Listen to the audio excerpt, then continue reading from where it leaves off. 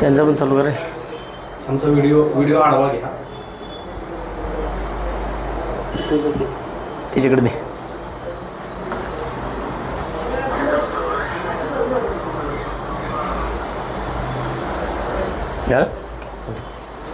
नमस्कार. आज आपण जवळजवळ 2 महिन्याच्या पेक्षा जास्त कालावधी ज्या विषयाला उमटला, मला वाटतं की संपूर्ण महाराष्ट्राने नव्हे तर देशाने, जो विषय 22 मार्चला एक फेसबुकला मी लाईव्ह केला होता. त्याच्यामध्ये ह्या प्रज्ञा आजींना तुम्ही सर्वांनी पाहिलं असेल की यांना एका आश्रमामध्ये मारहाण झाली होती. या तिथं कामाला म्हणून त्यांना ठेवलं गेलं आणि त्या कामाला ठेवल्यानंतर त्यांना तिथं मारहाण होत होती सातत्याने. आणि एक व्हिडिओ माझ्याकडं एक दिवस अगोदर आला त्यांना मारहाण झालेला. एक दिवस आम्हाला पूर्णपणे त्यांना शोधायला लागला. दुसऱ्या दिवशी सकाळी ह्या आजींचा आश्रम आम्हाला सापडला. आणि त्याच्यानंतरनं जो तिथं लाईव्ह झाला होता तो सगळ्या महाराष्ट्राने नव्हे तर संपूर्ण देशाने पाहिला. त्याच्यानंतरनं मग आम्ही आजींना घेऊन हॉस्पिटलमध्ये ॲडमिट केलं. हॉस्पिटलमध्ये ॲडमिट केल्यानंतरनं दुसऱ्या दिवशी आम्ही त्यांना यशोधन चॅरिटेबल ट्रस्ट सातारा वेळे या ठिकाणी आमचे मित्र रविभाऊंच्या इकडं आम्ही त्यांना घेऊन गेलो आणि त्या ठिकाणी त्यांना ठेवलं होतं. आता त्यांच्या चॅरिटेबल ट्रस्टची जी पद्धत आहे काम करण्याची, की एखादी व्यक्ती त्यांच्या ट्रस्टमध्ये आल्यानंतरनं त्या व्यक्तीला पूर्णपणे स्थिरस्थावर होऊन देतं. त्याच्यावरती जे काही मेंटली हॅरेसमेंट असेल, त्याच्यावरती जे काही उपचार करायचे असतील त्या सगळ्या गोष्टी ते करतात. आणि तुम्हाला माहिती आहे मध्यंतरीच्या कालावधीमध्ये महिना 1.5 महिना माझासुद्धा निवडणूक पिरियडमध्ये गेला, परंतु आम्ही सातत्याने यशोधन चॅरिटेबल ट्रस्टच्या संपर्कात होतो. त्यांना विचारायचो की आजीची तब्येत कशी आहे, काय आहे, तर त्यांच्याकडनं सुद्धा रिप्लाय चांगला यायचा. आता त्याच्यानंतरनं त्यांनी त्यांची प्रोसेस पूर्ण केली की त्यांच्या मुलाला त्यांनी संपर्क केला. मुलाचा नंबर सापडला आणि त्याच्यानंतर आज त्यांचा मुलगा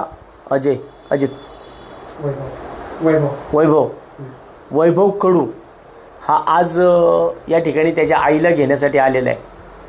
आता मी सगळ्या गोष्टी, मी असेल रविभाऊ असेल, आम्ही सगळ्या त्यांच्याकडनं काही गोष्टी सगळ्या विषयावरती त्यांच्यासोबत बोललो खूप.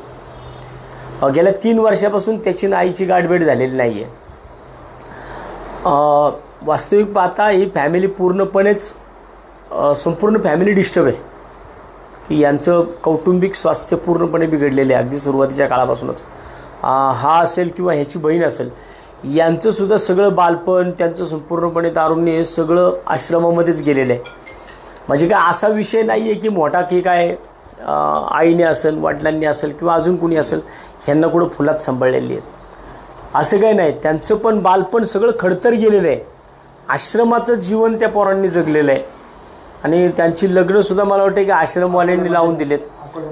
अकोल्यामध्ये त्यांचं लग्न लागलं. आता त्याच्या बहिणीचं लग्नसुद्धा अकोल्याला दिले, आश्रमामध्येच तिचं पण लग्न झालं.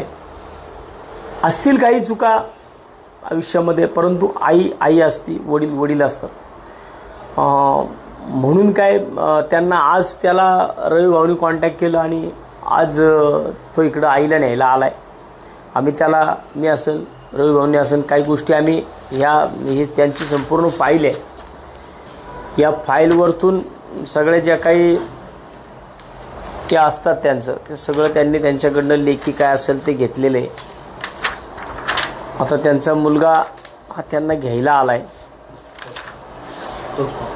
अजय ना, अजय प्रकाश कडू हा त्यांना घ्यायला आला आहे. आता तो घेऊन जाणार आहे त्यांना. आम्ही त्याला सांगितलं की 3 वर्षापूर्वी आई त्याच्याकडे राहत होती, परंतु त्यांचं मानसिक संतुलन थोडं अडचणीत आल्यामुळं त्या घरातून निघून गेल्या. घरातले काही वाद असतील, काय असेल, पण आज 3 वर्षानंतरनं त्या परत सापडल्या. मला वाटतं की मी मावशींना विचारेन की मावशी, आज तुम्हाला आम्ही इकडून सोडवलं, हां, तुम्ही यशोधनमध्ये गेला होता, तिथं तुम्हाला काय त्रास? काही नव्हता त्रास. उलट मला चांगलं वाटलं, बरं वाटलं. मला काही त्रास नाही झाला. उलट त्या लोकांनी खूप काळजी घेतली माझी. मला कधी खाण्याच्या ह्याच्यात रोखलं नाही, कशात नाही. उलट मला भरपूर साथ दिली त्यांनी. मी त्या आश्रमातून सकाळी निघाली तर माझ्या डोळ्यातून पाणी आलं. मला सोडच नव्हतं वाटत. मला अशी लोक चांगली भेटली का मला तिकडं सोडच नव्हतं वाटत. मला वाटलं का हेच आपलं घर म्हणून. आता त्या ज्यांच्याकडं मी त्यांचं खऱ्या अर्थानं रवी भाऊचा आभार मानेल की ते आज किती लोक आहेत आपल्याकडे? 80-90 लोक आहेत. आता 80-90 लोक हे सांभाळतात. यांचा यशोधन चॅरिटेबल ट्रस्ट हा साताऱ्यामध्ये आपले ज्या ठिकाणी वेळे फाटा आहे त्याच्या थोडं पुढच्या बाजूला आतमध्ये सोळशी रोडवरती आहे, कोळकी या ठिकाणी. आणि मला वाटतं की समाजामध्ये अशी पण लोक आहेत की ज्यांचं काय देणं घेणं नसतं, परंतु आयुष्यभर त्यांना वाटत असतं की आपण समाजाला काहीतरी देणं लागतो. आम्हीसुद्धा समाजासाठी काम करतो, परंतु मला वाटतं की आमच्यापेक्षा कितीतरी चांगलं काम ही लोक करतात.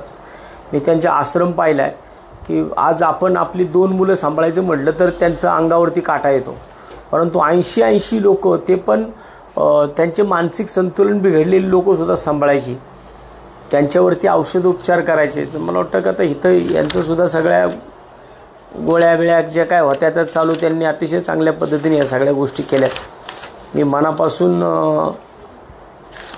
त्यांना आभार मानेल त्यांचे की आज पुन्हा एकदा यशोधन चॅरिटेबल ट्रस्टमुळं 2 आई मुलं एकमेकांना परत भेटली. मी रवी भाऊला विनंती करेन की त्यांनी या ठिकाणी थोडक्यात त्यांचं मनोगत मांडावं.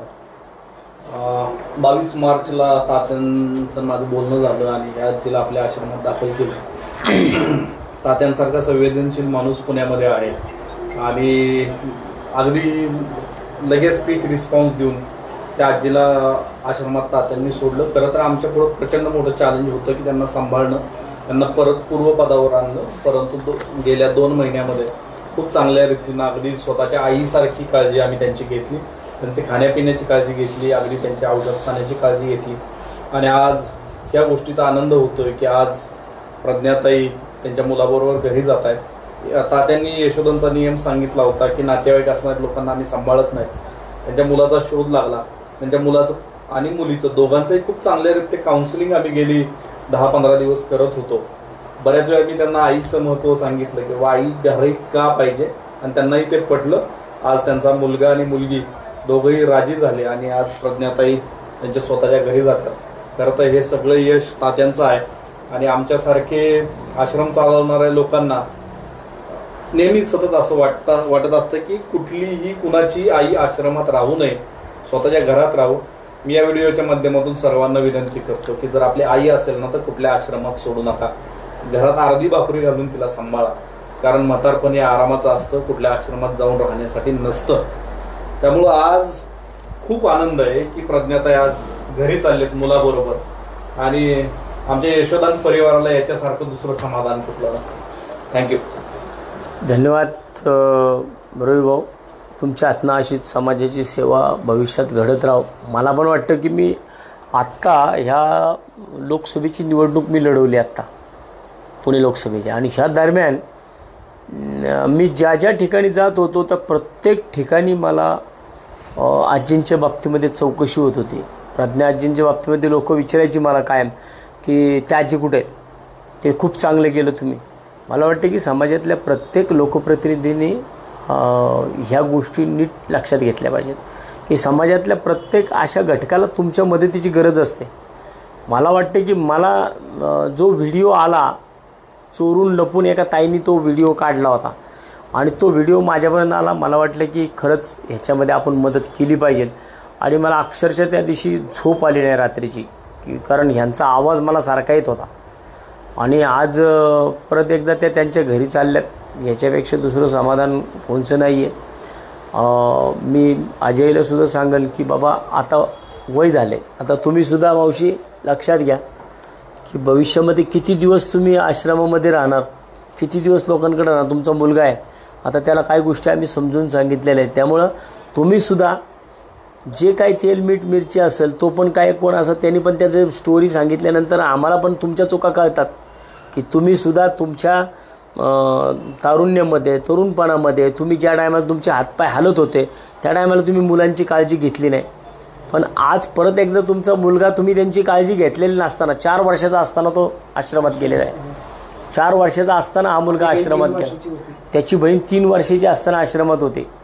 मग तेव्हापासून या दोघांनी आश्रम काढलेला. त्यामुळं मला वाटतं की म्हणून मी त्याला काहीच बोललो नाही. नाहीतर मला वाटतं की शोधून जर आणलेला असताना तर मग वेगळी ट्रीटमेंट त्याला इकडं करावी लागली असती. परंतु ह्या पोरांनी त्यांचं आयुष्यसुद्धा, त्यांचं बालपण, आतासुद्धा तो काय काम करतो मॉलमध्ये, तो आत्तासुद्धा मॉलमध्ये काम करतो आहे. त्याचं पण काय असं काय तो जागीरदार नाही आहे की बाबा पैशावाला नाही आहे किंवा काय नाही आहे. बहिणीचं लग्न पण त्यांनी आत्ताच मला वाटतं नोव्हेंबर महिन्यामध्ये बहिणीचं लग्न झालं. हे सगळे ह्याच लोकांनी करून दिले. आईवडिलांच्या सुद्धा आईवडिलांचा काही एक पैसा राहिला ना, कारण की आम्ही जेवढं पण शिक्षण वगैरे घेतले सगळं आमच्या हिंमतीने घेतलेलं. हे बघा, आईवडिलांचे सुद्धा काही गोष्टींमध्ये चुकतात. आईवडिलांनी सुद्धा मुलांकडे दुर्लक्ष नाही केलं पाहिजे. जर तुम्ही मुलांकडे दुर्लक्ष करताल तर भविष्यात मुलंसुद्धा तुमच्याकडे दुर्लक्ष करतात. त्यामुळे मला वाटतं की आईवडिलांनी सुद्धा त्यांची कर्तव्य काय आहेत ही सुद्धा त्यांनी सुद्धा व्यवस्थित पार पाडली पाहिजे. मुलांच्याकडं देखभाल त्यांच्याकडं लक्ष दिलं पाहिजे. त्यांना काय हवं आहे, काय नको, ह्या गोष्टी पाहिल्या पाहिजेत.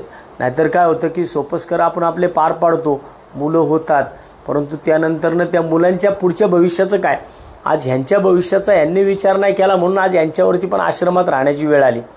मला वाटतं की प्रत्येक आईवडिलांनी याच्यामधनं ह्या विषयातनं काहीतरी धडा घेतला पाहिजे की आपण जर आपल्या मुलांना चांगलं सांभाळलं तर भविष्यात तुमची मुलंसुद्धा तुम्हाला चांगल्या पद्धतीने सांभाळतील. पण आज समाज कुठेतरी फार वेगळ्या दिशेला चाललेलं दिसतो की मुलांना मारहाण करणं, मुलांवरती चांगले संस्कार न करणं, या गोष्टी होतात. त्यामुळं मग पुढं आईवडिलांना सुद्धा याचा त्रास होतो आणि मग मुलं म्हातारपणाला त्यांना सांभाळत नाहीत. मला वाटते की खरंच अजयला मी धन्यवाद देईल की अजय तू इकडं आलास, तू परत आईला घेऊन चाललाय. ठीक आहे. मला या व्हिडिओ माध्यमातून मला बोलायचं आहे तात्या साहेबांना आणि हे साहेबांना की खूप खूप आभार आहे की म्हणजे माझ्या आईला एवढं ह्याच्यामधून काढलं. खूप खूप धन्यवाद आणि खूप खूप आभार तुमचे. 3 वर्षापासून त्यांची भेट होत नव्हती. आता तो त्याच्या आईला घेण्यासाठी आला आहे. मी परत मावशी तुम्हाला सांगेन की होतं होईल तेवढं तुम्ही घरीच राहा. काय थोडंफार सहन करायची तुमची सहनशक्ती वाढवा, परंतु नातवामध्ये, सुनेमध्ये, मुलामध्ये ह्या सगळ्या गोष्टी तुम्ही व्यवस्थित बघा. अडचण काय वाटली फोन नंबर घेऊन जा, आम्ही तुम्हाला परत मदत करू. नाहीतर तू मला फोन कर की बाबा आई त्रास देते आहे, आपण परत त्यांची इच्छा असेल तर आपण दुसऱ्या ठिकाणी त्यांची शिफ्टिंग करू शकतो. कारण मला ऑलरेडी त्यांना पण 2-3 ठिकाणावरनं त्यांचं हे पाहिल्यानंतरनं मला फोन आलेले आहेत.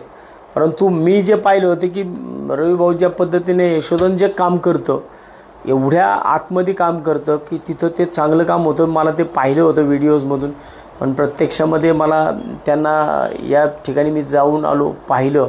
आणि आज मला वाटतं की परत एकदा जिथं त्यांच्याच तोंडून येतं आहे की मला काय त्रास झाला नाही, मला सगळं व्यवस्थित ह्या लोकांनी सांभाळलं. आणि आश्रमातनं बाहेर पडताना त्यांनी जे आता शब्द वापरले नाही की आश्रमातनं बाहेर पडताना माझ्या डोळ्यात पाणी आलं, म्हणजे याचा अर्थ आश्रम यशोधन काय पद्धतीने काम करतं. मी खरंच मनापासून यशोधनच्या संपूर्ण टीमला, विशेषतः रविभाऊ आणि त्यांच्या संपूर्ण कुटुंबाला मनापासून त्यांना धन्यवाद देईल, त्यांना शुभेच्छा देईल. तुमच्या कामास, कार्यास मनापासून आम्ही मानाचा मुजरा करतो आणि तुमचं काम असंच अखंडितपणे चालू राहू द्या, एवढी तुम्हाला सदिच्छा शुभेच्छा देतो. आणि तुम्ही आता आजींना घेऊन जावा. चालू हे तुमचं आहे ना? तुमचा फोन नंबर द्या. माझा देतो ना. तुमचा पण द्या. हा देतो, कार्ड देतो मला. ठीक आहे, कार्ड माझं कार्ड देतो. चालूच राहू दे.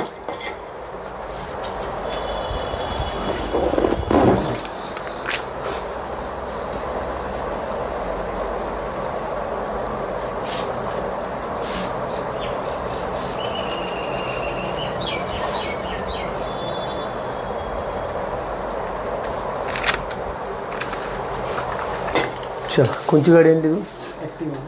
Yes, thank you. चल. अरे पाय ना, तुम्ही नका पाय पडो. चल, तुमची बॅग बिग कुठे आहे? गाडीतच गाडी. आहे. पाण्याची बाटली घेऊया. हा घ्या घ्या, एक पाणी घे.